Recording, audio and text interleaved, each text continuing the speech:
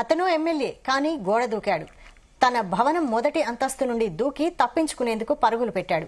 పోలీసులు ఎమ్మెల్యేలను వెంబడించి పట్టుకున్నారు. ఈ ఘటన పశ్చిమ బెంగాల్ రాష్ట్రంలో జరిగింది. ఉపాధ్యాయ నియామక కుంభకోణంలో ఈడీ దర్యాప్తు చేస్తుంది. టీఎంసీ ఎమ్మెల్యే జిబన్ కృష్ణ ఈ కేసులో ప్రధాన నిందితుడిగా ఉన్నారు.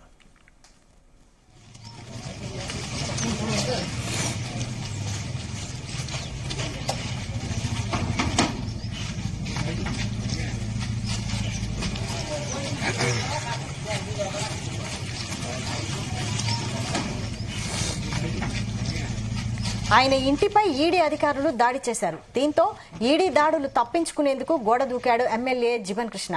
మొదటి అంతస్తు నుండి దూకి వారి నుండి తప్పించుకునేందుకు ప్రయత్నించాడు. ఇక పారిపోతున్న ఎమ్మెల్యేను పట్టుకుని అదుపులోకి తీసుకున్నారు ఈడీ అధికారులు.